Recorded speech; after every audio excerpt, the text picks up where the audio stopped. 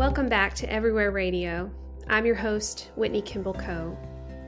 Last July, 13 communities in eastern Kentucky were ravaged by catastrophic flooding that claimed the lives of 43 people and left thousands more without shelter, their homes and businesses swept away by floodwaters. In the weeks and months following the flood, whole school systems closed, and emergency services struggled to reach those in the most isolated corners of the region. This month, the Center for Rural Strategies releases a film that tells the story of the flood by those who endured it. East Kentucky Flood premieres on Kentucky Public Television on February 15th. It spotlights neighbors turned heroes and the local mutual aid groups that organize cleanups and monetary support immediately after the disaster. On today's episode of Everywhere Radio, we talk to the makers of the documentary.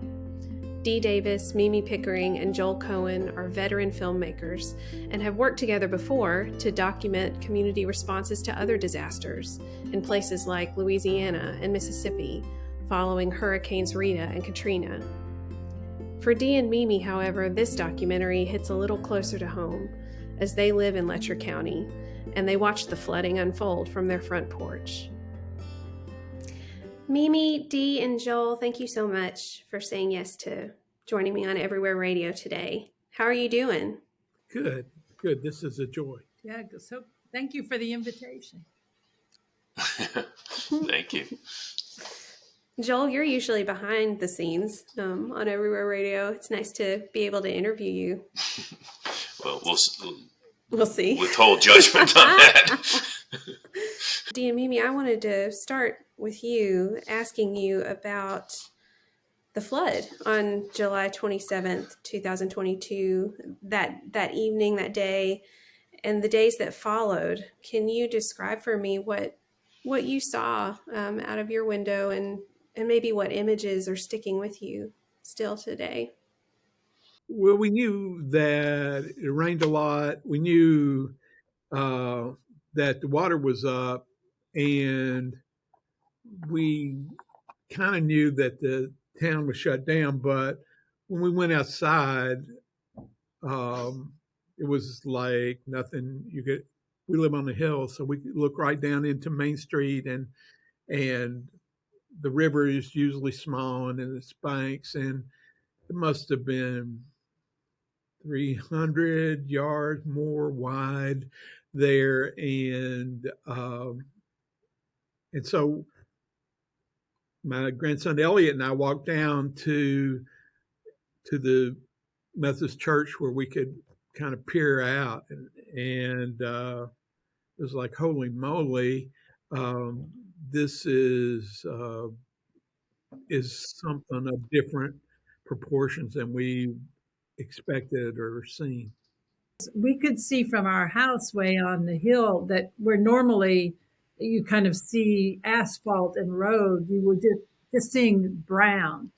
And it turned out, that was all the floodwaters. So they had totally covered the roads in and out of town, and it was just all pretty horrifying. And Mimi, I know your offices are downtown and at Apple Shop, and Dee, our offices, Center for Rural Strategies, are also downtown, Whitesburg, below the hill where you all live. What did you discover, each of you, when you went down to those offices finally? Well, Apple Shop did get about 6 feet of water in the main building, and sort of tragically, our archive, which had some 20 million items of film, video, photography, paper, was on the part of the building that was closest to the river. So that part of the building was just totally inundated with water. We were fortunate in that the flood, we're kind of half a story up here on Main Street, and about the width of a brick, I think, is how much the water missed getting up into these offices. But that was a kind of good fortune that we thought we better we better make some use of it, is because everybody else was kind of torn up, and that's part of why we decided to make this film, was just because we had the capacity, and we had a need to help get some of these stories out. So because the water missed us, we felt like that was a message. We should be doing something with what the fates were telling us. You feel lucky you survived. You see all this pain. You see all these people have lost their places. You get these reports. I picked up, I clicked on a newspaper and saw that, one of like the 42nd person found was my grade school chum. We lived across the street from each other, and he'd been washed away, and they discovered the body 8 miles away from his home. It's like, um, there's a kind of urgency about where are we going from here? What do we do? What's my job? And I think a lot of people were lining up to help any way they could. People coming in to feed the hungry, people around here, those who escape, mucking out everybody's house, getting the junk out. It's an elaborate set of responsibilities that come dealing with the flood, and you got to get it done quick, because the mold is toxic, and you've got to make it happen while you're in shock. Mimi and Joel and Dee, you're all seasoned filmmakers, and you've spent a lot of time documenting events, historical and ordinary, both in your backyard. You've also spent time together working on actually a climate disaster recovery effort in the Gulf after Rita and Katrina, I think. And I wonder, what lessons did you carry forward into the making or the consideration of East Kentucky Flood, this documentary, from those efforts, those past efforts of documenting disaster relief or disaster recovery efforts? I guess one of the things we learned when we were down documenting the recovery of Katrina and Rita is the depth and breadth of the stories of the individuals, and how the moment of the flood is one thing, but how they kind of move forward, and how they recover, and how they are going to get back their lives that were lost because of the disaster, was really quite amazing. And I think that the other part is the urgency of getting the first stories early, and being able, so people don't necessarily start forgetting them or start reworking them. And so we're really trying to get the real stories of what really happened to the people is very important. And one thing I've found, and it was true in this case, somebody said to me, "Well, you're asking people to talk about the flood. Is that triggering or very difficult for them?" But in fact, I think the opposite is often true. That and all the folks we talked to, they wanted to tell their story. They really wanted to let people know what had happened, what they'd experienced, and and as so many of the folks were telling really terrible things that had happened to them, but were showing so much concern for their neighbors, the people down the creek or up the creek or over in this holler, and it was pretty amazing, and says a lot about, I think, the folks in Central Appalachia, Eastern Kentucky. They really, showed their concern for their whole communities. It was very obvious. Yeah, I would say one of the things that, that maybe we brought back from all that shooting in the Gulf, and you see some things that are transcendent. people have gone through this experience, and there's good journalists that came in to do the stories, and there were some amazing stories from the Whitesburg Mountain Eagle to the New York Times, and there were and journalists come in and they'd say, well, when are the schools going to open, and talk about mold abatement, or was this the 500-year flood or the 1,000-year flood? But well, people had seen something biblical, right? They had seen something that was bigger than the news cycle. And it was important just to turn on the cameras and let them tell their story, because there's 100,000 people who went through something, and each of them have more than one story. So we were, just getting to visit with these people and give them a space to tell what they saw was what we could do, and so that's what we felt like was our job. Yeah, and I think that the point of this particular documentary is not to tell the whole story of climate change and of the way the industry that has devastated the region, but to be able to tell the real personal human stories of the people that were affected by the flood. And so we have a subhead of the East Kentucky flood, some of the stories. This isn't the whole story. This is just some of the stories that were told to us in the aftermath of this particular event. We'll be right back after this from the Daily Yonder. Hi, I'm Xander Brown with the Daily Yonder. Check out the Yonder Report, a weekly podcast rounding up the latest rural news. Produced by the Daily Yonder and Public News Service, you can listen and subscribe wherever you get your podcasts. And now, back to Everywhere Radio.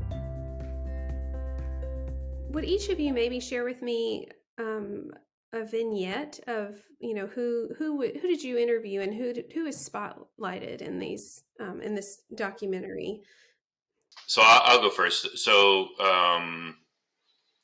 one of them is photographer Malcolm Wilson, whose photography is heavily featured in the documentary. But he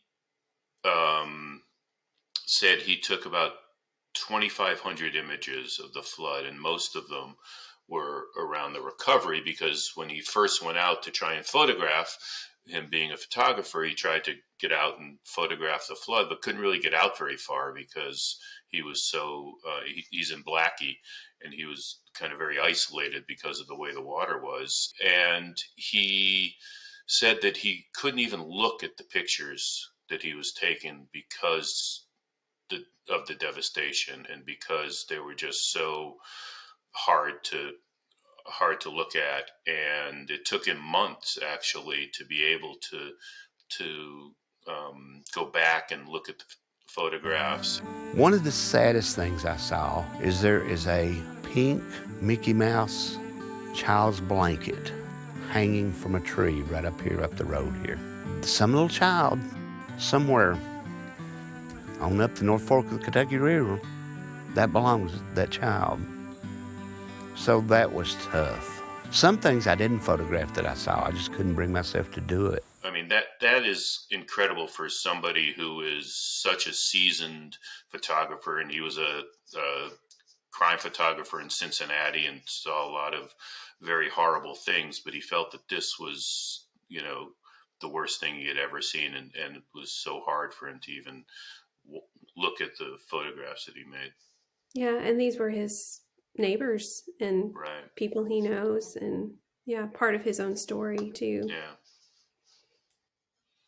Mimi and Dee, who are some other voices that you'd like to lift up here? There was this business owner, an IGA grocery there in the small community of Isom that got completely wiped out, and the business had been paid for. It was a grocery store for people for, some directions 20 miles, but other directions maybe 10 miles. And it was a community institution, and it got completely destroyed. And she and her family, her son, had to decide whether to give it another try or just quit. Right? It was it's a huge expense to rebuild, and then her decision was that the community depends on the store. There's 25 people who um, work at the store and need to earn a living, and so she went through several days of just being in shock to deciding to push forward. We had a little GoFundMe, and to be able to see people make donations of $25 and $50, but they would always make a comment of, that was my store when I grew up. So it's generational. They can remember good times. I remember coming in and they would give me a sucker, or I can remember coming in and they would give me a cookie. And so it's just good memories of coming somewhere where someone cares. And I was thinking a number of the folks that we spoke to and that are featured in the film are local people who just immediately set about to help their neighbors, and use their resources to get the word out around the country and to solicit donations and help. And I was particularly moved by Terrence and Nicole. We went. They were working as part of East Kentucky Mutual Aid, which is just a volunteer group that had started originally with the COVID pandemic, just to help folks that needed assistance in whatever way they could help. But they just went into action immediately after the flood and started receiving, a lot of goods like diapers and canned goods and cleaning supplies and all those things. While we were doing the cleanup crews, folks were also still coming into our mutual aid headquarters to get different supplies that we had on hand, and we were also giving cash out the door. One thing that was really difficult was just people saying how ashamed they were, and that was really hard because it's like it's not their fault. There's nothing about this that's their fault. So that was really hard, and trying to alleviate that feeling of shame that people felt.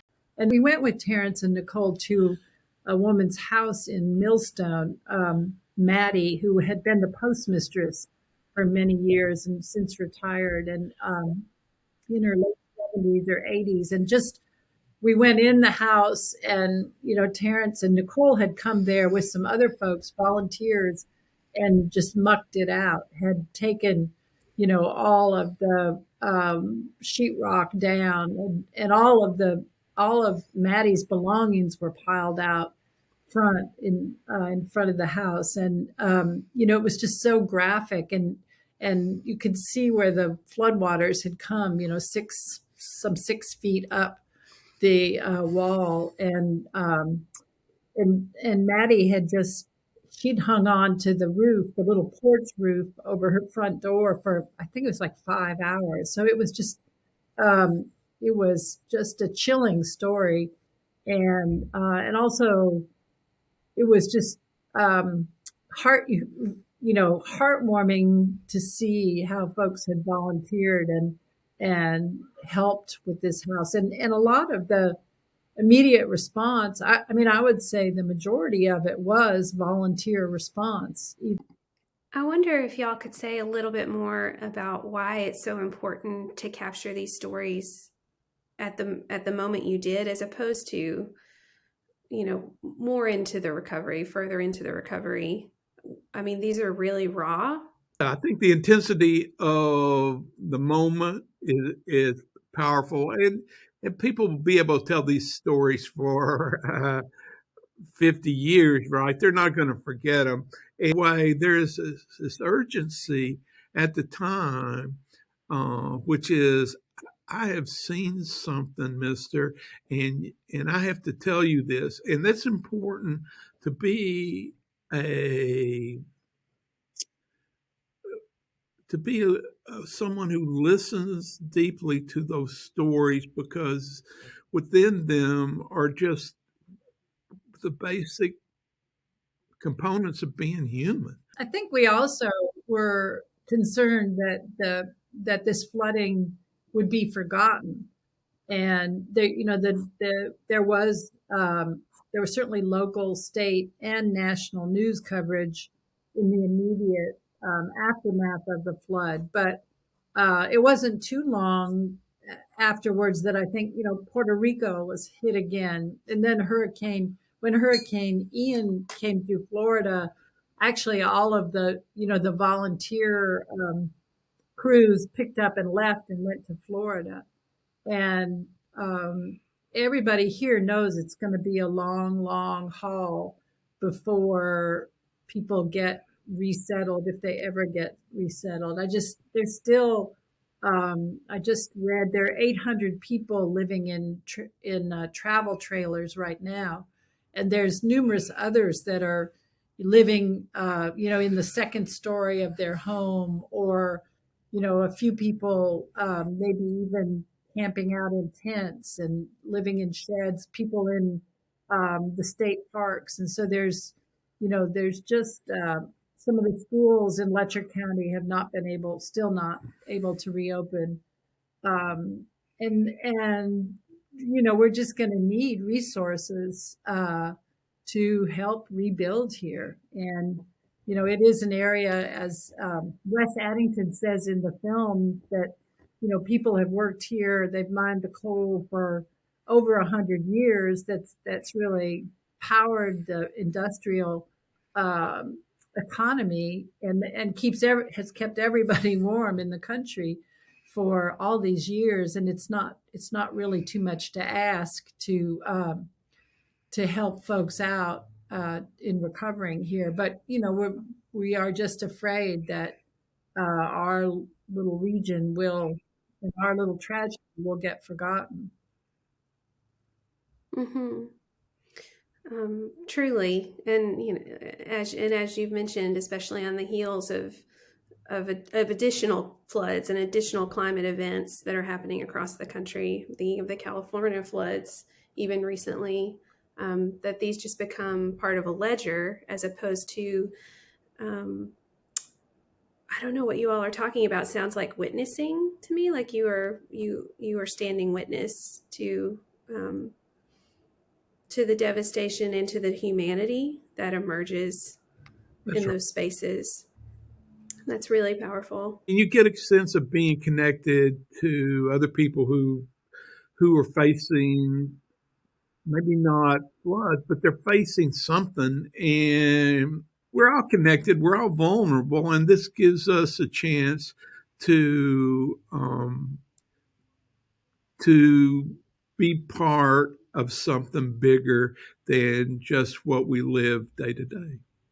So I know the purpose of this documentary isn't to necessarily excavate what's next, but I wonder if, based on what you've observed and collected here, if you have a sense of sort of like, what are some of the next questions that people are going to be wrestling with? What are the next steps toward recovery? I think that housing is the big issue next, and the Kentucky General Assembly, our legislature, had a special meeting or a special session to deal with the flood, and allocated a certain amount of money, but they did not allocate new money for housing assistance. So they're in session now, and the hope is that they will. But it's just there was a crisis in housing in Eastern Kentucky before the flood, and now it's just really amplified. And there's a call for people for housing to be built outside the floodplain. Well, the floodplain just expanded dramatically from what it was. It flooded in places that it's never in anyone's memory. It's never flooded before, but now I guess those areas will be considered part of the floodplain. So it doesn't leave much land left to build on, and so that's a real quandary. The governor has been pushing for some new communities to be built, and some landowners have contributed some formerly strip mine land, and so there are some efforts to do that. But it's still going to take a lot of resources. It's still going to take, finding more land that can be used, and it takes competent and energetic and smart leadership too, which we have not always had in this part of the country. I would say that issues are existential, right? That where do you want to live? Why do you want to live here? What's your connection? That this is a place where, people wanted to live here because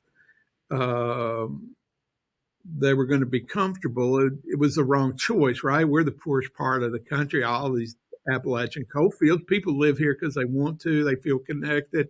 They feel like they're part of a community going forward. And if the community is decimated, then that makes the question of why we hang on here different. And so I think people are looking right at the Rock of Ages, Jacob's ladder hanging down. They're making these decisions about who they're going to be and what they're going to do and what it's going to take. And I think at first you've got muscle memory and you're tough and it's willpower. But, 6 months out, 12 months out, 18 months out, those decisions get different.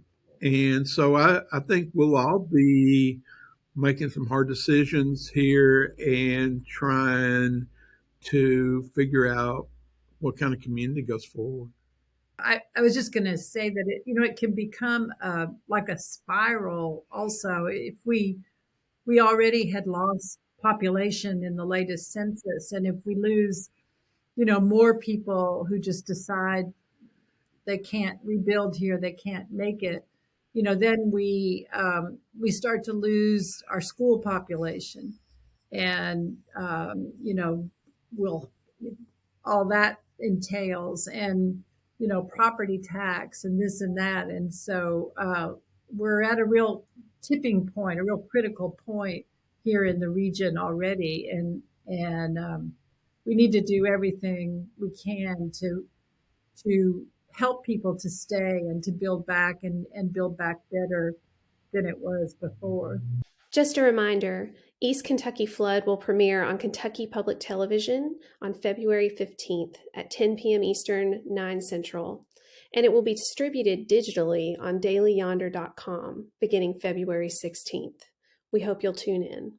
So we all will have an opportunity in some ways to witness and accompany this community and these communities, these counties, as they grapple with these existential questions that, in fact, maybe we are all grappling with. So thank you all so much, Dee, Mimi, Joel, for talking to me today. I'll see you on staff calls and in person sometimes and in other places. If you enjoyed Everywhere Radio, we'd love for you to consider subscribing to the General Rural Assembly newsletter, where we promote new offerings from the Assembly and amplify the good work of our many partners across the country. We also have an advocacy newsletter that comes to inboxes on Mondays to help you start each week with a quick take on the top issues that we're tracking across the nation. Everything from broadband policy to reproductive justice. Just head over to ruralassembly.org to sign up. If you're a true fan of Everywhere Radio, please let us know by rating us wherever you get your podcast. And if this isn't your cup of tea, no biggie, it's fine. We'd like to thank our media partner, The Daily Yonder. Everywhere Radio is a production of the Rural Assembly.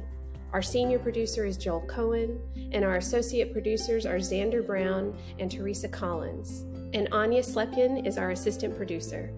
And we're grateful for the love and support of the whole team at the Center for Rural Strategies. Love you, mean it. You can be anywhere, we'll be everywhere.